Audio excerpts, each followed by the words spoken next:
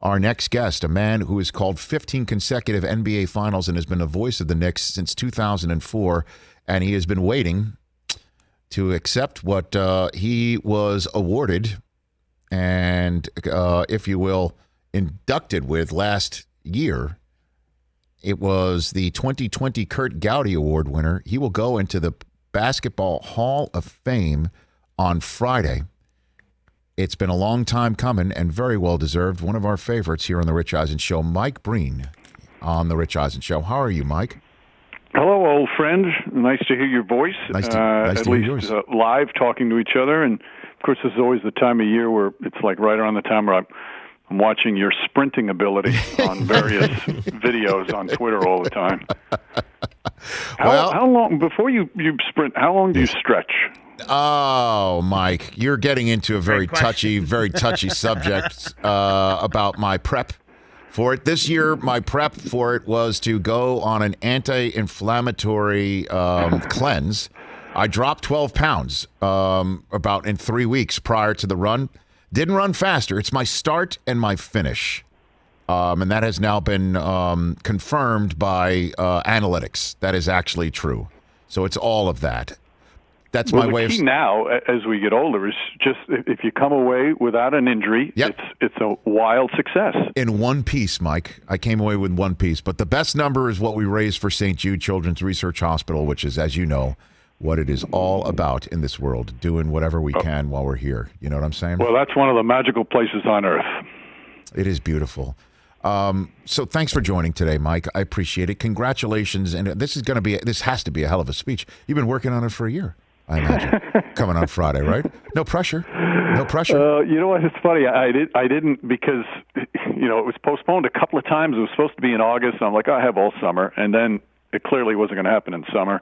They said maybe October. I said, all right, I'll wait till the fall. And then it got pushed back till May. So I just started working on it about 20 minutes ago. I started working on it. Sort of like me with my run. Yeah. No, it's very exciting. It's very, very humbling. And it's actually been beautiful because you get to hear from so many friends and family and colleagues, many that you see all the time, many that you haven't heard from in a long, long time, and to be able to share it with them and to be able to thank them for all the things that they did for you it is, as you said earlier, it's what it's all about. It is what it's all about. So we can confirm here live on the Rich Eisen Show that you will not be using your speech like Jordan to settle all the old scores with people who wouldn't give you jobs in your shot early on. I didn't say that. I didn't say that. That one time, when I was in Fordham and I tried, you can just lay that, but that's not like you. I don't think that's what you're going to do, Mike. I don't think that's what you'll be doing. No, of course not. But what would you, if you had told that kid in Fordham back in the day that this is what had become? What would you say, Mike Breen, that kid growing up? No, I wouldn't have believed any of it. I've told this story many times. I went to Fordham with my wonderful friend Michael Kay. We've been best friends for over 40 years.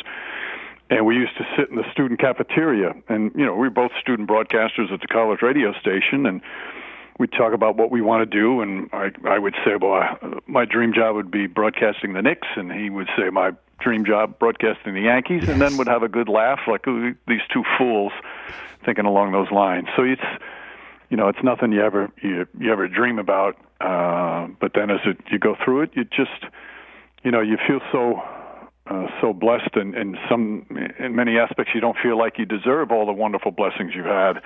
And Michael and I talked about that.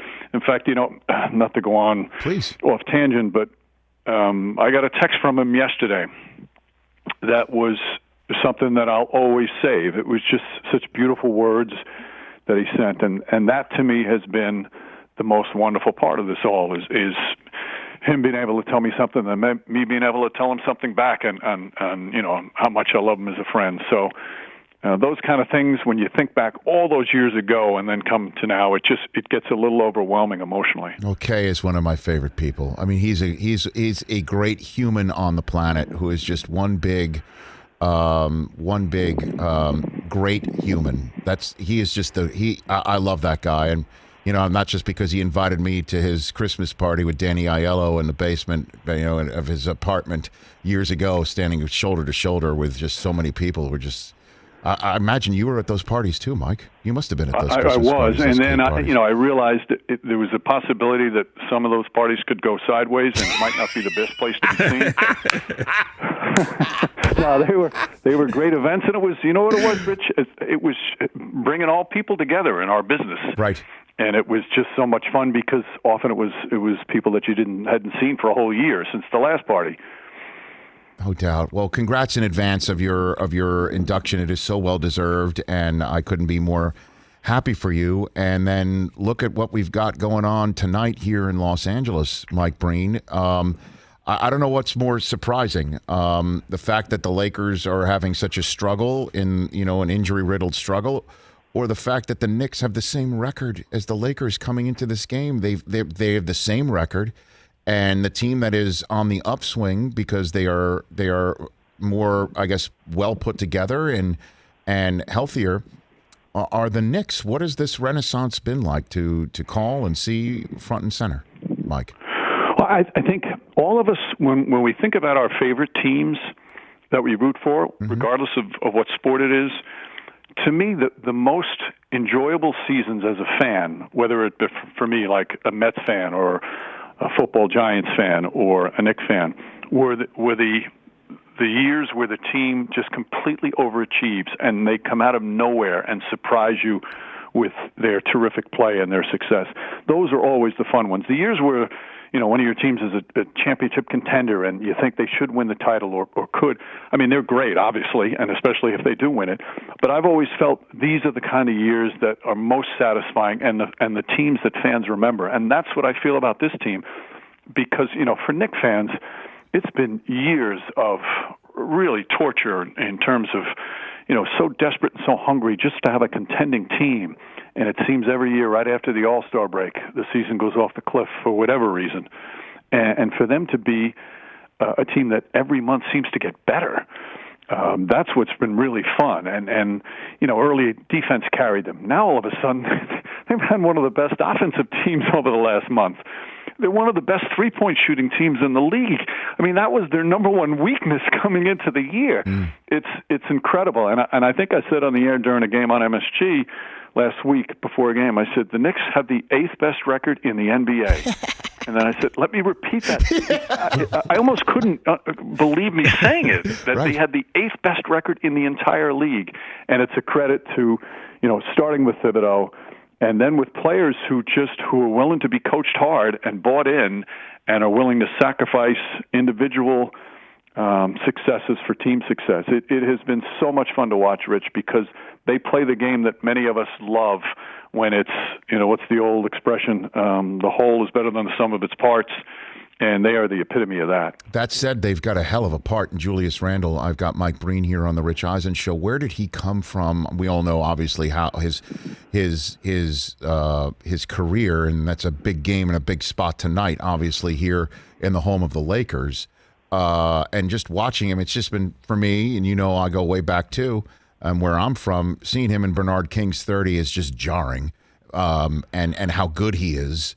And what he is doing and carrying on that terrific tradition of that number and his worthy MVP type play.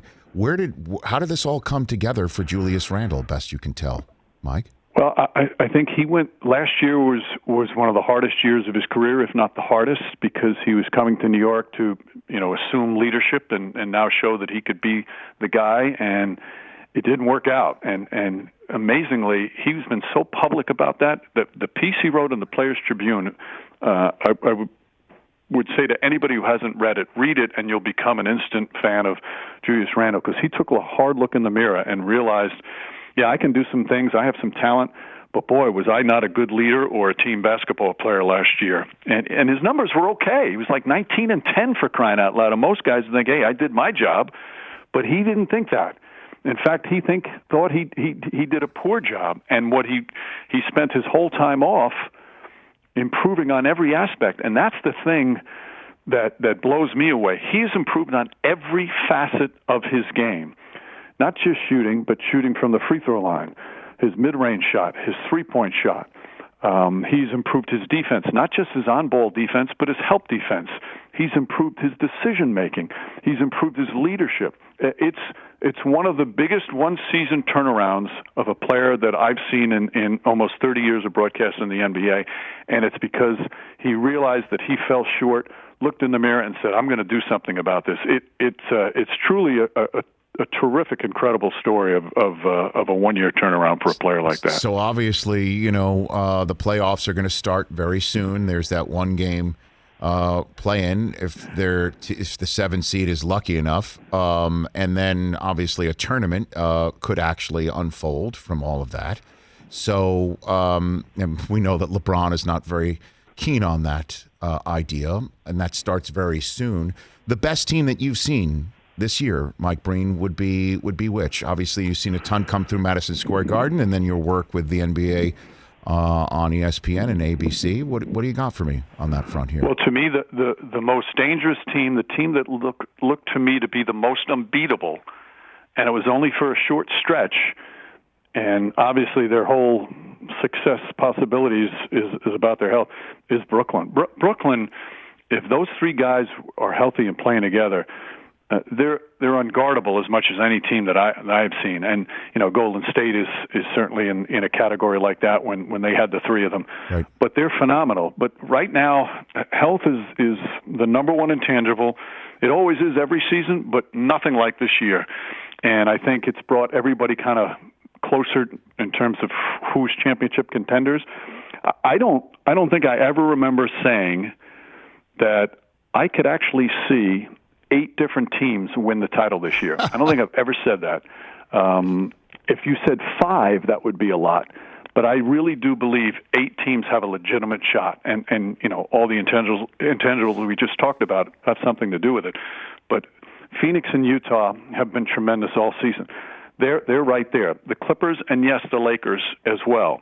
And I put Denver in there as well. Even without Jamal Murray, Denver's got a chance. And then you put the top 3 teams of Philly, Brooklyn, and Milwaukee all have a chance. And it depends on who's healthy. It depends on who's obviously clicking at the right time.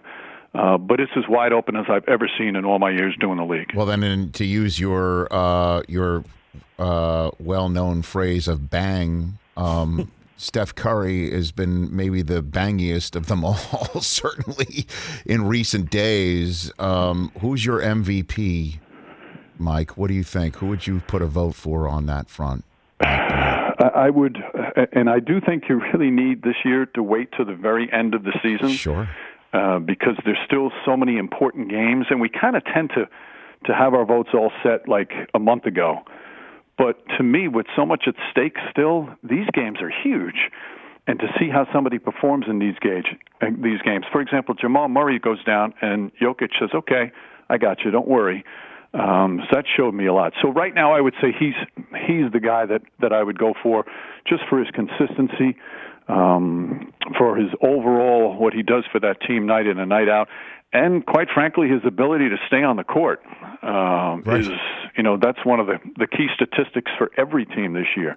So I would lean towards him right now. Well, I mean, it's important that you say consistency to stay on the court, because you mentioned the Nets are the most potentially unbeatable, unguardable, and you can't talk about any of the 3 as an MVP of the league. You can, however, to use a similar analogy that you just made about anybody could win the championship of 8 teams, you could make a case for 8 MVPs, 8 different MVPs. I think you could probably get close to that. Donovan Mitchell, before he went down, would be somebody you have to mention. Chris Paul for the Suns. You've got to talk, obviously, about Embiid in Philadelphia. Steph Curry for the Warriors, and I know they're barely above 500. And then I guess to come a little bit full circle, Julius Randle, what he's done with the Knicks. I mean, that's just the people off the top of my head. We have Giannis fatigue because he's won 2 in a row. So, right. Yes, we don't have to vote for him again. But he's been phenomenal. So, the talent in the league is right now, it's crazy in terms of how many guys are playing at such a high level. And that's why, you mentioned Randall. I'm happy for him. He's finally going to get to play in a playoff game. He's never played in a playoff game. In fact, the best team he's ever played on, record-wise, was 12 games under 500. Unreal. And this is a really talented player coming out of college. So now he's going to get a chance, and to be able to see a guy get that opportunity is it's always, to me, one of the fun parts, and that's also why it's worked in New York with Thibodeau, because so often for coach, do you get the player at the right time of his career, where he's ready to do whatever it takes to win. I've always loved Isaiah Thomas's comment from years ago. He said, young players define their games by how many points they score. But then you go, the older veterans define their games by how many playoff wins they get. And with Julius Randle right now, he's enjoying the scoring, but he wants playoff wins. Well, we'll see what happens tonight with the Lakers. Before I let you go, Mike, excuse me for being ignorant about this, but is this an in-person ceremony on Friday? Do you get it to actually be together? Or is that possible, or is this all? Yes. Okay, great. Yes, and that's the best part about it. So all my family's coming. My mother's going to be there. My brothers are going to be there. Plenty of friends and colleagues. So it'll be a fun night for all of us. It's a long wait, but one that you're finally going to get to enjoy. I couldn't be happier for you, Mike. You know how I feel about you, so I'll just say it publicly. I don't care. Well, Thank you, my dear friend. So Rich, excited. Always appreciate you. Right back at you, Mike Breen. Enjoy Friday, and then we'll catch up with you during the playoffs. Gotcha. That's Mike Breen, everybody. Yes, you got the Knicks and the Lakers tonight, and then he's going to call his 16th straight NBA Finals coming up this summer. Hey, you watched all the way to the end. Thanks for that. Watch more right here.